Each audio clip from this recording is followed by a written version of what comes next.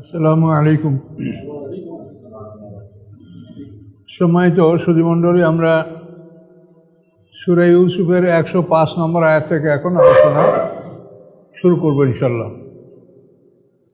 আউযু বিল্লাহি মিনাশ শাইতানির রাজীম। বিসমিল্লাহির রহমানির রহিম। ওয়া কাইয়্যিম মিন আয়াতিন ফিস সামাওয়াতি ওয়াল আরদ। কত নিদর্শন রয়েছে আকাশসমূহের মধ্যে এবং পৃথিবীর মধ্যে।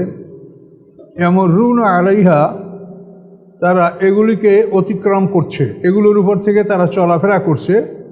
অহম আনহা মুরিদুন, অথচ এগুলির থেকে তারা মুখ ফিরিয়ে নিচ্ছে, এগুলির থেকে তারা উপদেশ গ্রহণ করছে না। আকাশের নিদর্শন, চন্দ্র, সূর্য, গ্রহ, নক্ষত্র, এরপরে উল্কাপাত, বিভিন্ন রকম আকাশে আমরা অনেক কিছু আমরা দেখতে পাই। আর পৃথিবীতে নদী, সমুদ্র, পাহাড়, পর্বত, জঙ্গল, জীবজন্তু, এগুলি সবই আল্লাহর নিদর্শন। এবং অন্য অন্য কতগুলি নিদর্শন রয়েছে, যেমন এক একটা জাতি ধ্বংসাবশেষ। আদ জাতি, সমুদ জাতি, তারপরে লুত সম্প্রদায়, ফিরআউন সম্প্রদায়, এই সমস্ত বিষয়গুলির উপরে আমরা চলাফেরা করছি। আল্লাহ বলেন তারা এগুলির উপর থেকে তারা চলাফেরা করছে, অথচ তারা মুখ ফিরিয়ে নিচ্ছে, এগুলির থেকে তারা উপদেশ গ্রহণ করছে না। আরববাসীরা যখন সিরিয়ায় সফর করে তখন তারা সামুদ জাতির ধ্বংসাবশেষ এবং লুত সম্প্রদায়ের ধ্বংসাবশেষ এবং মাদায়েনের দৃশ্য এগুলি তারা দেখতে পায়।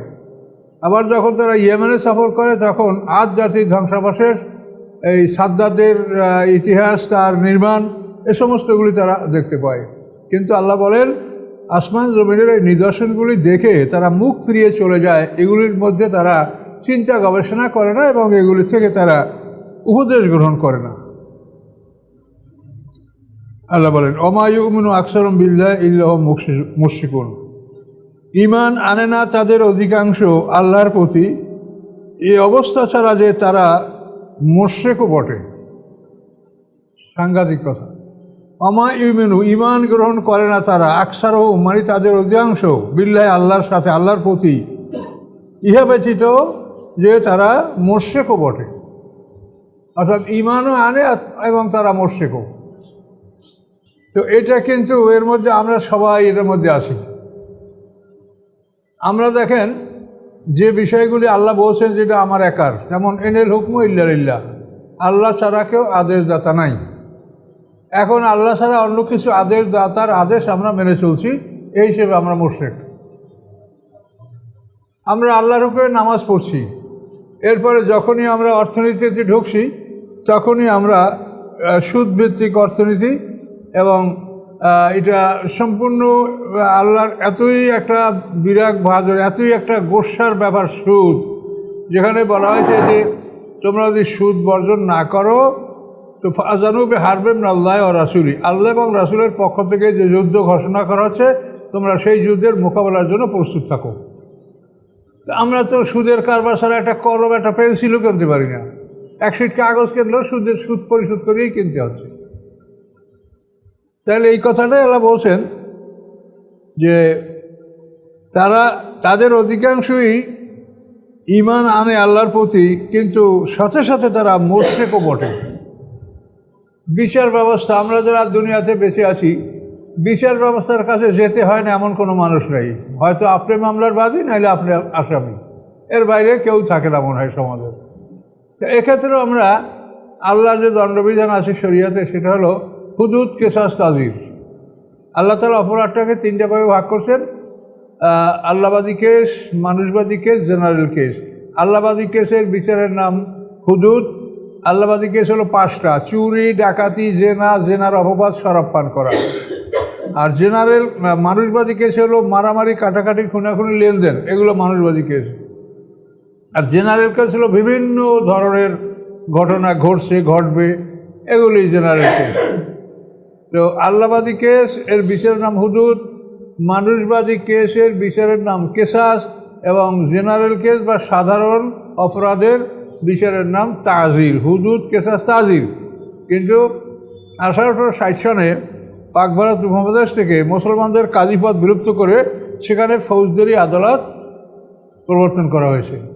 এখন আমরা বিচার ব্যবস্থায় গেলেই হয়তো ফৌজদারিতে না আদালতে যেতে হচ্ছে, তাহলে এটাও শিরক।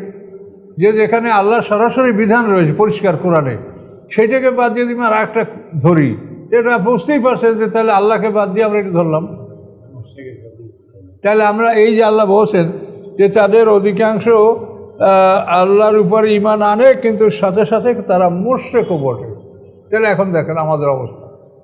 এখন সমস্যাটা হলো যে এই বিষয়গুলি নিয়ে আলেম ওলামারা চিন্তা করেন না। আপনারা ইউটিউবে দেখেন যে কী ছোটোখাটো বিষয় নিয়ে তারা দলবদ্ধভাবে এই পক্ষে ওই পক্ষে এই সব নিয়ে মানে কোরবানির ভাগাভাগি এগুলো নিয়ে তারা খুব ব্যস্ত আছে। কিন্তু এগুলি তো কোনো আসলে অতগুলো জরুরি বিষয় না। আর আমাদের ইবাদত বন্দেগীতে টুকটাক ভুল হইলে সেটা তো আল্লাহ ঘোষণাই করেছেন যে তোমরা যদি বড় বড় অপরাধগুলি না করো তা আমি তোমাদের ছোট অপরাধগুলি মাফ করে দেবো। এটা তো কোরআনেই বলা, তাজতানিবু কাবায়রা মা তুনহাউনা আনহু নুকাফির আনকুম সাইয়্যাতিকুম। তোমাদেরকে যে নিষেধ করা হয়েছে এইরকম নিষিদ্ধ বড় বড় অপরাধগুলি যদি না করো আমি তোমাদের ছোট ছোট অপরাধগুলি ক্ষমা করে দেবো। এখন আমরা আলেমরা সব ওই ছোট ছোটোগুলো নিয়েই আমরা ব্যস্ত, বড়গুলোর দিকে আমাদের মন। এগুলো সব শয়তানের প্রবঞ্চনা, এগুলো শয়তানের কারণেই হয়। আর এগুলো হওয়ার একমাত্র কারণ এই আলেমরা দেখবেন মাঝে মাঝে আমিও দেখি কি বলে, কিন্তু কোরআনের কথা কারো মুখ থেকে বের হয় না। যুক্তি তর্ক বা নিজেদের যেটা এগুলোই তারা বলে, কিন্তু আসলে তো আমার মনে হয় যে কোরআনের বাইরে আমরা যা কিছু বলি এগুলো ভুল বলতেছি। আমার সবসময় মনে এরকম ভয় লাগে যে আমি কোরআন ছেড়ে যা বলছি এটাই মনে হয় ভুল বলতেছি। নিজের উপরে আমার কোনো আত্মবিশ্বাস নাই। তাহলে এখন দেখেন পৃথিবীর অধিকাংশ মানুষ ঈমান আনার সাথে সাথে মুশরিক। এখন এটার মধ্যে আমরাও আসি, এবং এই শিরকটা এত বড় একটা অপরাধ যেটা আল্লাহ ঘোষণাই করে দিয়েছেন যে এইটা আমি ক্ষমা করব না। ইন্নাল্লাহ লা ইয়াগফিরু আন ইউশরাকা বিহি ওয়া ইয়াগফিরু মা দুনা যালিকা লিমান ইয়াশা। এটা একাধিকবার করা হয়েছে যে আল্লাহর সাথে অংশীদার সাব্যস্ত করা হোক, এই অপরাধ আল্লাহ ক্ষমা করবেন না। এর নিচের যত অপরাধ সেগুলি আল্লাহ যা কিসে তাকে ক্ষমা করবেন, কিন্তু শিরক এটা আল্লাহ ক্ষমা করবেন না। আচ্ছা, আর একটা ঘোষণা আরও মারাত্মক, সেটা হলো সেটা আল্লাহ বলেন বিসমিল্লাহির রহমানির রহিম ওয়ালাকাদ উহিয়া ইলাইকা ওয়া ইলাল লাযিনা মিন ক্বাবলিক। হে রাসূল, আপনার কাছে ওহী করা হয়েছে এবং আপনার আগে যারা নবী রাসূল ছিল তাদেরকেও ওহী করা হয়েছে, তাদেরকেও এই অধ্যাদেশ তাদেরকেও জারি করা হয়েছে, শোনানো হয়েছে কি লা ইন আশরাকতা লা ইয়াহবাতান্না আমালুক। যদি আপনি শিরক করেন তাহলে আপনার আমল ঝরে যাবে। শিরক করলে পিছনের সব আমল ডিলিট হয়ে যাবে, কিন্তু চুরি ডাকাতি জেনা খুন এটা গুনাহ কবিরা, এগুলো আপনার আমল নষ্ট করবে না।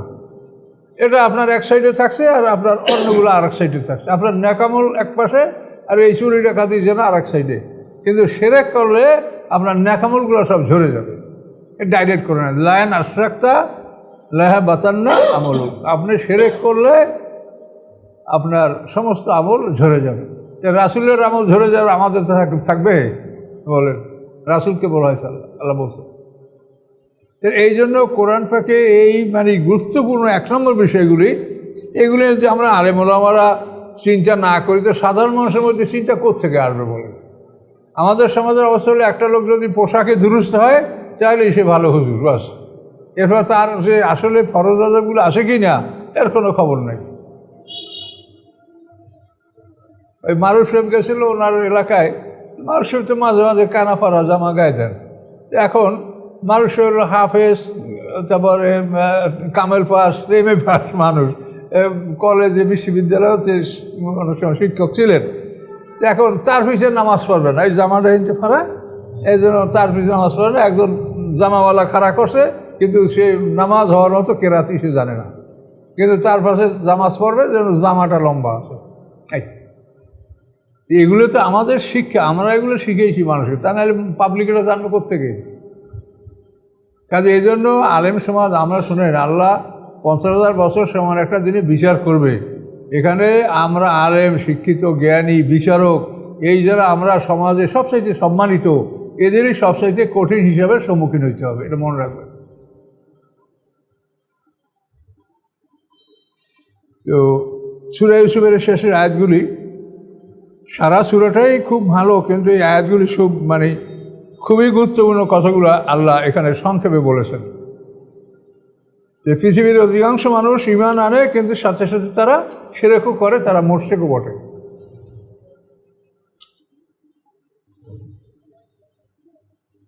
আল্লাহ বলেন, আফা আমেনু আইয়াতিয়াহুম গাশিয়াতুম মিন আযাবিল্লাহ, তারা কি নিরাপদ বোধ করছে যে এসে যাবে তাদের কাছে গাশিয়াতুন আবৃতকারী, মিন আযাবিল্লাহ, আল্লাহর শাস্তি, আল্লাহর আবৃতকারী শাস্তি, যে শাস্তিতে সম্পূর্ণ তাদেরকে একেবারে ঢেকে ফেলবে, গ্রাস করে ফেলবে।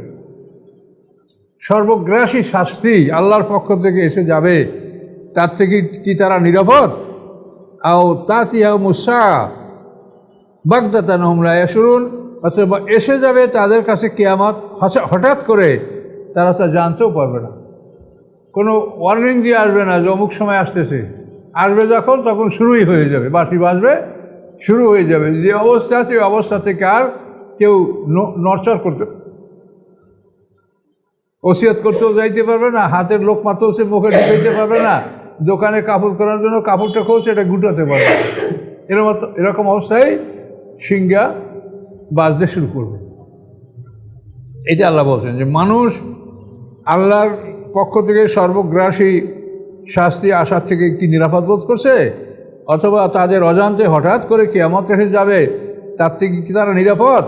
এটা কখনোই হওয়া উচিত না। আমাদের সবসময় প্রস্তুত থাকা উচিত যে এই ধরনের বিপদ আমাদের আসতে পারে। আর যখন একটা মানুষের মৃত্যু হয়, এটা তো তার কিয়ামত, প্রত্যেকটা মানুষের মৃত্যুই তার জন্য কিয়ামত। আল্লাহ বলেন, কুল, আপনি বলুন, হাযিহি সাবিলি, এই হচ্ছে আমার রাস্তা।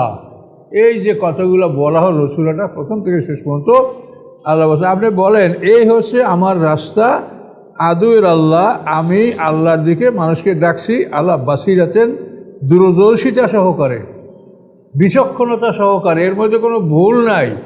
আল্লাহ বাসিরাতেন, বাসিরা মানে প্রজ্ঞা সহকারে, বিচক্ষণতা সহকারে, সুনিশ্চিতভাবে আমি ডাকতেছি। অমানের তাবানি, এবং যারা আমার ইত্তেবা করে তারাও ডাকতেছে। তাহলে দায়ীর আল্লাহ যারা কিয়ামত পর্যন্ত, তাদেরকেও এই আয়াতের মধ্যে শামিল করা হয়েছে যে আমি অত্যন্ত দূরদর্শিতার সহিত, বিচক্ষণতার সহিত আমি তোমাদেরকে আল্লাহর দিকে ডাকছি, এবং আমাকে যারা অনুকরণ করে তারাও ডাকছে। সুবহানাল্লাহ, পবিত্রতা আল্লাহর। ওমা আনা মিনাল মুশরিকিন, আমি মুশরিকদের অন্তর্ভুক্ত নই। কিন্তু আমরা তো ভীত, আমরা যে অবস্থার মধ্যে আছি, তো এজন্য তো আমাদের সবাই মিলে একটা প্রচেষ্টা করা উচিত। আর আমাদের একটা প্রমাণ রাখতে হবে আল্লাহর কাছে যে এইগুলোর বিরুদ্ধে আমরা লড়াই করেছি। এই যে খ্রিস্টানরা যেটা রহবানিয়াতে, এখন যেটাই আমাদের সমাজে পীর মুরিদি বা সন্ন্যাসবাদ, এইটার ইতিহাস সম্বন্ধে কী লেখে কোরআনে, রহবানিয়াতা নিবতাদাউহা, এই আয়াতে। তো এখানে আল্লাহ বলেন যে এই রহবানিয়াত, সন্ন্যাসবাদ, গৃহত্যাগী হওয়া, ইফতাদাউহা, এটা তারা আবিষ্কার করেছে। এই যে আপনার ইফতাদা বেদাত বলেন না, এই শব্দটা কিন্তু মূল শব্দ। আল্লাহ বলেন এটা তারা ইফতাদাউহা, এটা তারা নিজেরা আবিষ্কার করেছে। মা কাতাবনা আলাইহিম, আল্লাহ বলে এটা আমি তাদের উপরে ফরজ করিনি যে তোমরা বাড়িঘর, স্ত্রী পুত্র সংসার সেরে মসজিদে থাকবা, এটা আমি তাদের উপরে ফরজ করি না। যেমন আমাদের মুসলমানদের মধ্যে একটা দল আছে যে তোমরা সব ছাইরা মসজিদে আসো, এটা সম্বন্ধে কিন্তু এই ডাইরেক্ট কোরআন আয়াত। আল্লাহ বলেন মা কাতাবনা আলাইহিম, আমি এটা তাদের উপরে ফরজ করে দেই নাই। এরপরে আল্লাহ বলেন ফামার রাওয়া হাক্কা রেয়াতেহা, এই অবস্থা তারা গ্রহণ করার পরে যথাযথ হক তারা এর আদায় করে নেই, যথানিয়মে এটা তারা শেষ পর্যন্ত পালন নিজেরাই করে নেই। শেষেরা নিজেরাই শেষ পর্যন্ত ওই সন্ন্যাসবাদের আড়ালে নারীর সাথে বিভিন্ন সম্পর্ক, বিভিন্ন অবস্থা তারা এগুলো সৃষ্টি করছে। আতাইনাল্লাযীনা আমানু মিনহুম আজরাম ওয়া কাসীরুম মিনহুম ফাসিকুন, আল্লাহ বলেন এই রহবানিয়াত এখতিয়ার করার পরে যারা এটাকে পূর্ণাঙ্গভাবে পালন করেছে আমি তাদের বিনিময় দিব, কিন্তু কাসীরুম মিনহুম ফাসিকুন, তাদের অধিকাংশ হলো ফাসিক। তাহলে রহবানিয়াতে এখতিয়ার যারা করেছে, সন্ন্যাসবাদ যারা গ্রহণ করেছে, পীরবাদ যারা গ্রহণ করেছে, আল্লাহ বলেন কাসীরুম মিনহুম ফাসিকুন, তাদের অধিকাংশই ফাসিক। তাহলে বোঝা যায় পীর মুরিদের মধ্যে কিছু সংখ্যক, অল্প সংখ্যক ভালো আছে, কিন্তু কাসীরুম মিনহুম ফাসিকুন। আমরা তো ওই কথাই বলবো যে আল্লাহ বলছেন, আমরা নিজেরা কিছু বানিয়ে বলবো না। তো এই রুহবানিয়ত সম্পর্কে তাফসিরে কী লেখা আছে দেখবেন, এখানে বলা আছে যে খ্রিস্টানরা প্রচলিত রাজা বাদশাহ যারা সমাজে ছিল তাদের বিরুদ্ধে যুদ্ধ করছে, প্রথম যুদ্ধ করে হেরেছে, দ্বিতীয়বার যুদ্ধ করে তারা হেরেছে, এরপর সামান্য কিছু আসে। এখন ওরা চিন্তা করে যে আবারও যদি আমরা তৃতীয়বার যুদ্ধ করি তা আমরা একেবারে নিঃশেষ হয়ে যাব, তা আমরা কী করব? তো কেউ বলে যে তাহলে আমরা ভাগ ভাগ হইয়া পৃথিবীর বিভিন্ন দেশে আমরা পালাই এবং সেই সমস্ত দেশে আমরা যদি পারি তো আমরা দিন প্রচার করব বা আল্লাহর দিনের কাজ করব।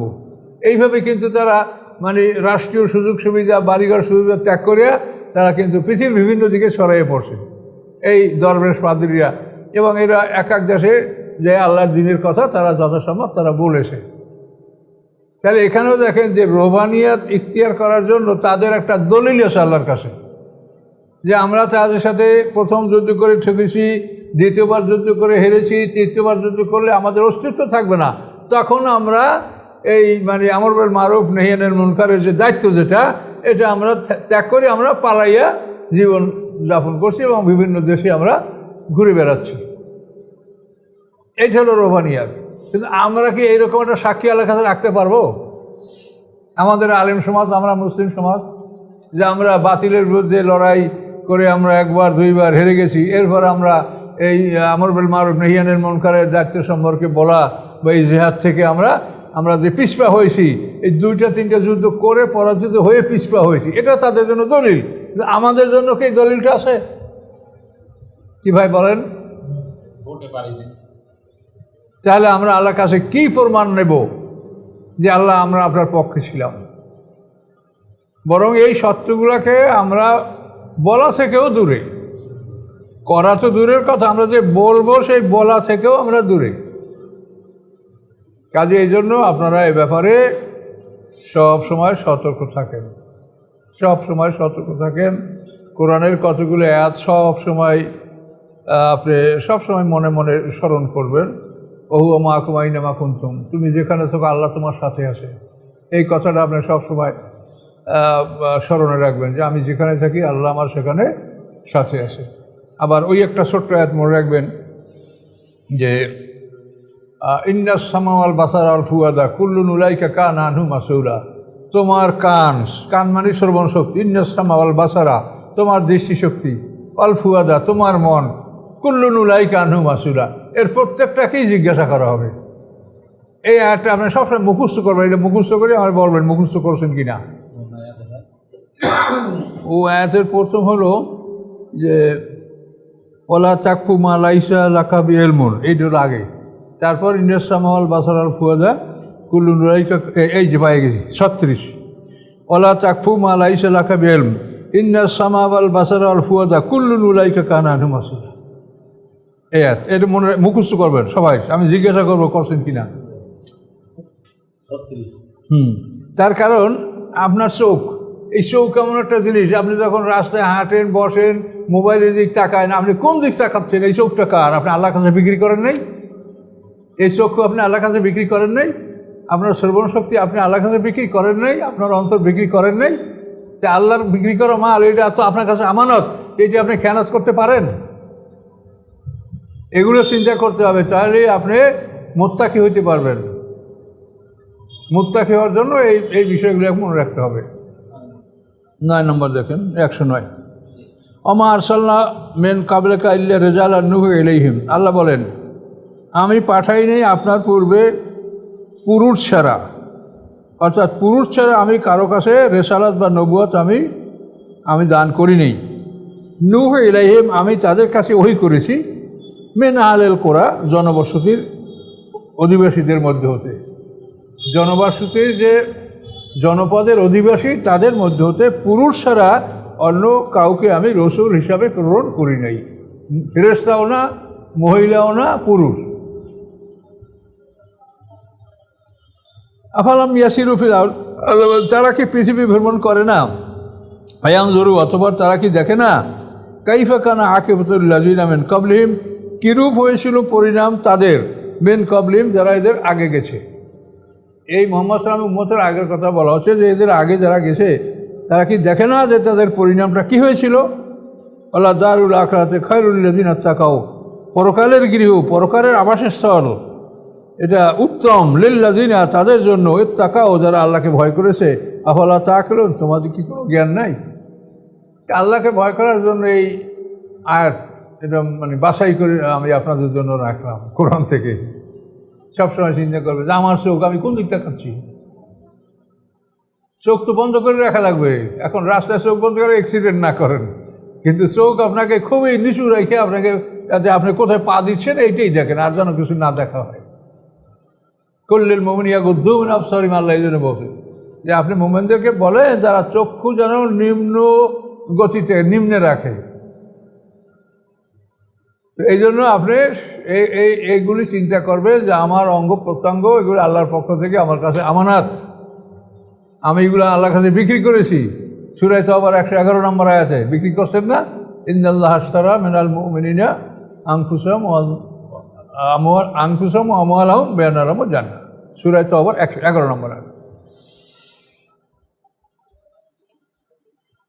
এটা একটা আল্লাহর আদেশ যে আপনারা পৃথিবীতে অনুসন্ধান করে দেখেন যে আমি পুরুষ ছাড়া কারো কাছে ওহী পাঠাইনি, নবী রাসূল বানাই নেই, ফেরেশতা না, অন্য কাউকে না, এবং প্রত্যেক জনপদ থেকেই ওই জনপদের মধ্যে আমি রাসূল পাঠিয়েছি তাদের আপন ভাষায়, মাতৃভাষায়। হাত্তা ইযা ইস্তাইআসা রাসূল, হাত্তা মানে অবশেষে, ইজা যখন, ইস্তাই আসা নিরাশ হলো, রাসূলগণ নিরাশ হলো। কেন রাসূল যদি নিরাশ হয় তাহলে তো রেসালাত থাকবে না, কেন নিরাশ হওয়া হলো কুফরি।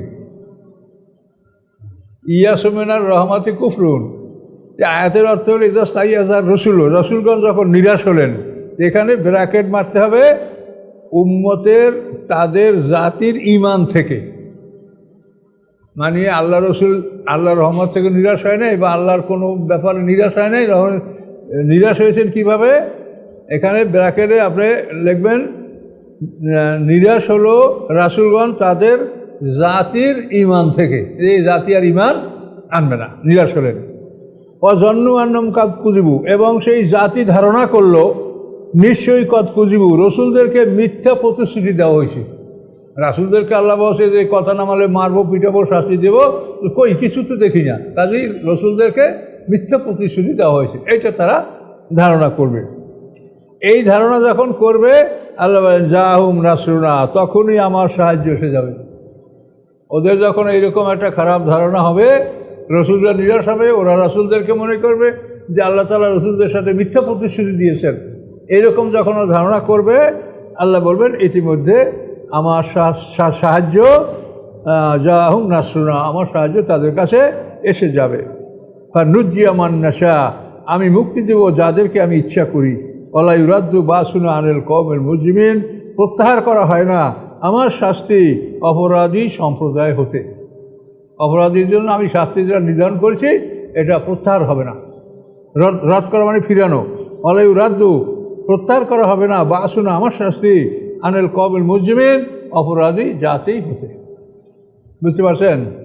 এটা কিন্তু গুরুত্বপূর্ণ। এই জায়গায় ইস্তাইআসা রাসূলু, অনেকে আপনারা দেখবেন আপনাদের বাসায় যে তর্জমা আছে সেখানে রাসূলের পরে যদি ব্র্যাকেট এটা না থাকে যে তার জাতির ঈমান হতে নিরাশ হলো, তাহলে কিন্তু তর্জমা একটা মারাত্মক ভুল হবে। ওই ফাউন্ডেশন টাইপিং তো এই কথাটা লেখে নাই।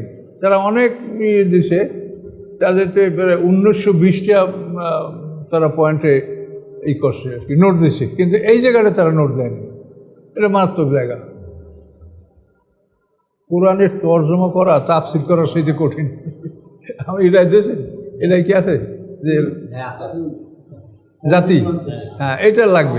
এইটা যদি না থাকে তাহলে কিন্তু সম্পূর্ণ বিপদ।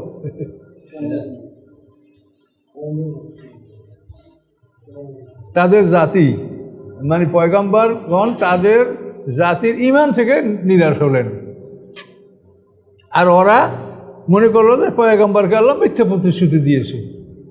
এই চিন্তা ভাবনার মধ্যেই আল্লাহ তাআলা তার সাহায্য পাঠাই দিলেন এবং বললেন যে আমার সাহায্য আমি যাকে ইচ্ছে করি তাদেরকে মুক্তি দিব, এবং আমার শাস্তি অপরাধীর থেকে প্রত্যাহার করা হয় না।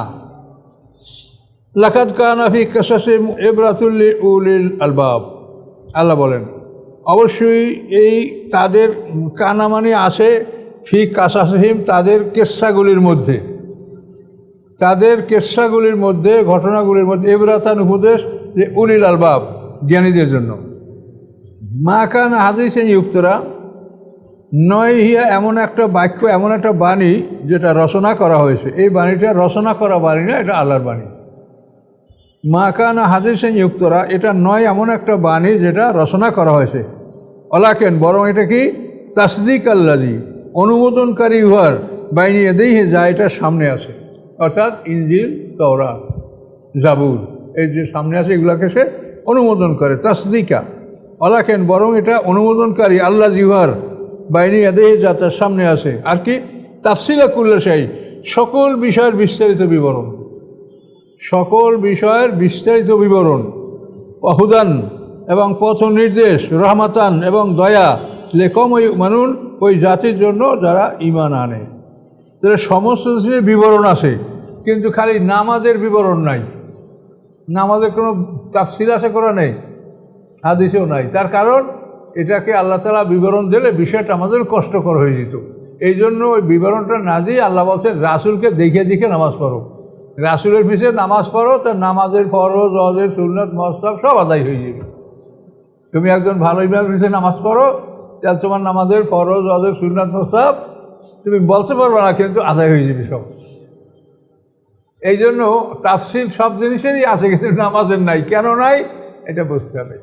আর রাসূলের চরিত্র, রাসূলের আমলের উপর যারা সন্দেহ করে তারা বেঈমান। তার কারণ নবী রাসূলদের চরিত্র সংরক্ষণ করার দায়িত্ব আল্লাহ, এটা আল্লাহ বলিয়ে দিয়েছেন।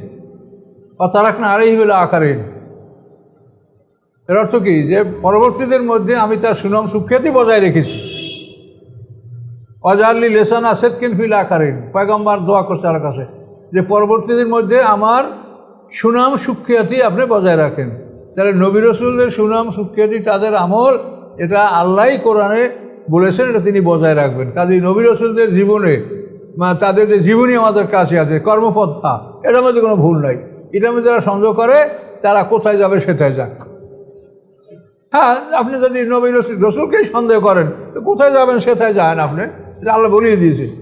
নুয়াল্লিহি মা তাওয়াল্লা, ও যেদিক ফেরে ওদিকে আমি ফিরিয়ে দেবো ওকে।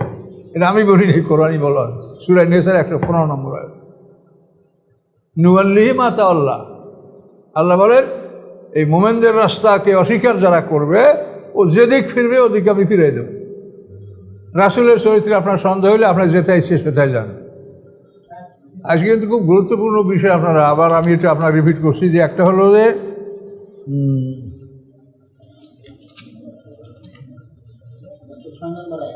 ছয়, যে তারা ঈমান আনে, সাথে সাথে তারা মরছে, এলো 6। আর কি আরও সারা কোনটা, পৃথিবীর অধিক আপনি ইচ্ছা করা সত্ত্বেও পৃথিবীর অধিকাংশ মোমেন হবে না। অমাকানা আকসারুন্নাসে, আমা আকসারুন্নাসে অলাভার আসতে বেবুন, এই একটা কোথায় গেল, এটা গেছে উপরে 103-এ। অমা আকসারুন্নাসে অলাভ হারাস্তা বেমুমিন, অমা আকসারুন্নাসে বেমুমিনিন অলাভ হারাস্তা, যে পৃথিবীর অধিকাংশ মানুষ মোমেন হবে না আপনি যতই কামনা করেন। এই জন্য যে আপনি মনে করেন যে সব মানুষ মুসলমান হয়ে যাবে, এমনি এমনি দিন কায়েম হয়ে যাবে, এটা কোরআনের খেলাফ। সকল মানুষ ইমানদার হবে না, কথা বুঝতে পারছেন? এই জন্য গণতন্ত্র দ্বারাও কোনোদিন দিন কায়েম হবে না। তার কারণ গণতন্ত্র মানে মেজরিটি, তো ইসলাম আল্লাহ তো বলেই দিয়েছে যে ইসলাম মেজরিটি হবে না।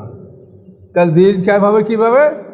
যদি আমরা সেরকম খাঁটি দল করতে পারি, মানে ছোট দল বড় দলের উপরে জয়যুক্ত হবে। কাম্যাম ফিয়াতেন কালিরাতেন গালাবাত ফিয়াতান কাথিরাতাম বেদিল্লাহ, বহু ছোট ছোট দল বড় বড় দলের উপরে জয়যুক্ত হয়েছে। এই যে আল্লাহ ঘোষণা, বদরের যুদ্ধে দেখেন 313 জন আর ওরা 1000, ওরা সব সুসজ্জিত, এরা নিরস্ত্র। আবার দাউদ আলাইহিস সালামের সময় কতলা দাউদ ও জালুত, সেখানে জালুত বাদশা বিরাট শক্তিশালী এক বাদশাহ, সেই জালুত বাদশাকে এরা 313 জনে যুদ্ধ করে হারাই দিল। এই জন্যই এখানে যে দল বড় হইতে হবে এটা না, খাঁটি হইতে হবে, ত্রুটিমুক্ত হইতে হবে। আর ত্রুটিমুক্ত হওয়ার জন্য নিজেদের স্বতন্ত্রভাবেই কাজ করতে হবে। একে ওকে নিয়ে একটা দল করলে এতে কোনোদিন ভালো দল আপনি করতে পারবেন না। কথা বলতে পারছেন? নিজেই আপনি স্বতন্ত্রভাবে যেটা আপনি বোঝেন সেটা নিজেই এটা ঠিক করতে হবে। আজকে আপনি এর সাথে, কালকে ওর সাথে, এগুলো মিলে আপনার নিজের অস্তিত্বটাও আপনি হারাই ফেলবেন। তবে আপনি তাদের কারোর সাথে না মেলেন তো তাদেরকে আপনারা ঘৃণাও করবেন না। তার কারণ আল্লাহ বলছে মানুষেরও দুই দল, মোমেন এবং কাফের। এখন যারা লা ইলাহা ইল্লাল্লাহ বলে তারা সবাই মুমিন। এখন এদের মধ্যে আপনি যথাসম্ভব তাদেরকে সংশোধন করার পরামর্শ দিবেন। এবং সমস্ত দলের মধ্যে অন্ধকার আছে, এটা মনে রাখতে হবে। আল্লাহ ওয়ালিউল্লাযিনা আমানু ইউখরিজুহুম মিনাজ যুলুমাতি ইলান নূর। তারপরে লিইউখরিজাল্লাযিনা আমানু ওয়া আমিলুস সলিহাতি মিনাজ যুলুমাতি ইলান নূর। ঈমান এবং আমলে সলিহ আছে, তাদেরকে অন্ধকার থেকে আলোর দিকে বের করার জন্য এই কোরআন। তাহলে সবার মধ্যে অন্ধকার আছে, নিজের দলকে নিজে 100 ভাগ ভালো মনে করবেন না, হ্যাঁ, আর অপরকে ছোট মনে করবেন না। তবে আপনাকে যদি কেউ কোরআন দ্বারা উপদেশ দেয় আপনি এটা গ্রহণ করবেন, বা আপনি আপনার ভাইকে কোরআন দ্বারা বোঝাবার চেষ্টা করবেন, কিন্তু অহংকার করা যাবে না যে আমার দল সহি, আমি হকপন্থী, আমার দলের লোক সব ভেস্তে চাইবে। এগুলি কিন্তু ভ্রান্ত আকীদা, ভ্রান্ত মতবাদ। এগুলি সম্বন্ধে এই সূরা 103 এবং 6 এই দুইটা আয়াতের উপরে আপনারা গবেষণা করবেন।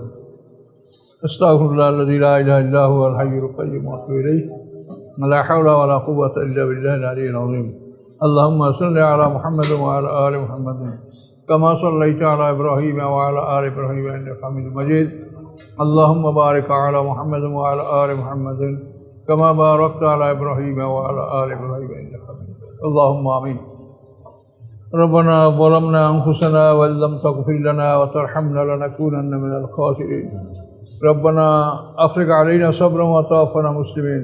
ربنا لا تزغ قلوبنا بعد إذ هديتنا وهب لنا من لدنك رحمة إنك أنت الوهاب. سبحان ربك رب العزة عما يصفون، سلام على المرسلين، الحمد لله رب العالمين.